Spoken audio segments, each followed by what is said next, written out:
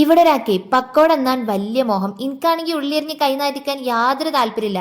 എന്നാ പിന്നെ 10 മിനിറ്റ് കൊണ്ട് വലിയ ആഡംബരമൊന്നും ഇല്ലാതെ പക്കോട രൂപത്തിൽ ഉണ്ടാക്കാൻ പറ്റണ ഒരു സ്നാക്ക് പരിചയപ്പെടുത്തി തരട്ടെ. മാഗിയുടെ പരിസരത്ത് കാണുന്ന പോലെ 2 മിനിറ്റ് കൊണ്ട് ആവുന്നുള്ള ആ തട്ടിപ്പ് ഉടായ്പ് ബടായി അല്ല, ഇത് കാര്യത്തിലുമാണ്. മുട്ട പുഴുങ്ങാൻ വെക്കുക, കുറച്ച് മൈദ എടുക്കാം, പിന്നെ അതാ കളറിനും എരിവിനും വേണ്ടി ഇത്തിരി മുളക് പൊടി, ഉപ്പ്, വേണമെങ്കിൽ ക്രിസ്പി ആവാൻ കുറച്ച് അരിപ്പൊടിയോ കോൺഫ്ലോറോ ചേർക്കാം. ചെറു ചൂടുവെള്ളത്തിൽ നമ്മുടെ പഴംപൊരിയുടെ ബാറ്ററില്ലേ ആ രൂപത്തിൽ അങ്ങ് ആക്കിയെടുക്കുക. പിന്നത്തെ പണി എന്ന് പറഞ്ഞാൽ മുട്ടയുടെ തോട് പൊളിക്കുക എന്നുള്ളതാണ്. മുട്ട നമുക്ക് 4 കഷ്ണം അല്ലെങ്കിൽ വേണ്ട ഒരു 8 കഷ്ണാക്കി അരിഞ്ഞെടുക്കുക.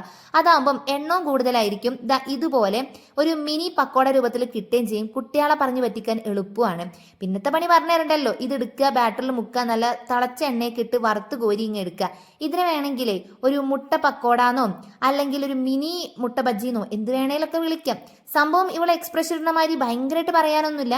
എന്നാലും വൈകുന്നേര ചായക്ക് കൂട്ടാൻ പറ്റിയ ഈസി ആയിട്ടുള്ള ടേസ്റ്റി ആയിട്ടുള്ള സ്നാക്കാണ്. അപ്പം അത്രയുള്ളൂ, ട്രൈ ചെയ്തു.